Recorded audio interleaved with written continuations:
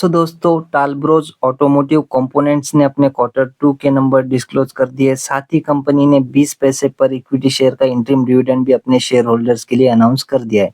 और इससे रिलेटेड जो रिकॉर्ड डेट रहने वाली है वो देखने को मिल रही हमें 20 नवंबर 2025 और इंटरिम डिविडेंड है, इसलिए 30 दिन के अंदर इस डिविडेंड का पेमेंट होता हुआ हमें नजर आ जाएगा। अब चलते हैं दोस्तों कंपनी के एक्चुअल नंबर्स के ऊपर।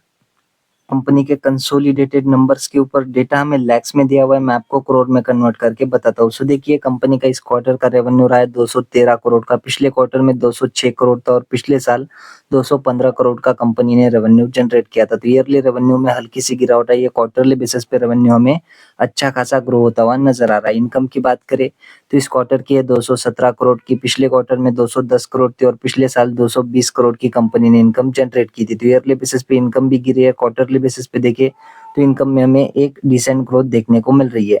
कंपनी के खर्चों की बात करें तो इस क्वार्टर के 192 करोड़ के, पिछले क्वार्टर में 186 करोड़ थे और पिछले साल 194 करोड़ के जो है खर्चे कंपनी ने किए थे। तो ईयरली बेसिस पे खर्चे कम हुए, क्वार्टरली बेसिस पे खर्चे हमें बढ़ते हुए नजर आ रहे हैं। बात करें कंपनी के नेट प्रॉफिट की तो इस क्वार्टर का है 23 करोड़, पिछले क्वार्टर में 22 करोड़ था और पिछले साल 23 करोड़ का ही कंपनी ने प्रॉफिट जनरेट किया था।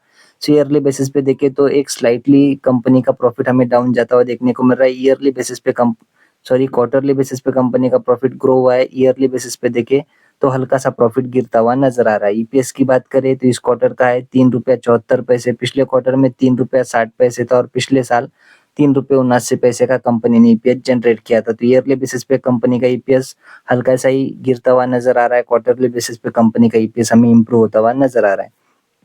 ओवरऑल नंबर्स की बात करें तो ईयर ऑन ईयर बेसिस पे थोड़े से नेगेटिव नंबर देखने को मिल रहे हैं, क्वार्टरली बेसिस पे कंपनी के नंबर्स अच्छे आए तो कह सकते हो मिक्स टाइप का रिएक्शन है, फिर ओके ओके टाइप का जो है परफॉर्मेंस कंपनी ने इस नंबर्स में दिया है। तो हो सकता है कि थोड़ी बहुत तेजी या फिर थोड़ी बहुत गिरावट कंपनी के शेयर में हमें देखने को मिले। सो ये थे दोस्तों टालब्रोज ऑटोमोटिव कंपोनेंट्स के नंबर। आशा करता हूँ वीडियो आपको अच्छी लगी होगी, अगर अच्छी लगी हो तो वीडियो को लाइक और ऐसी अपडेट्स के लिए चैनल को सब्सक्राइब जरूर कर लेना। धन्यवाद।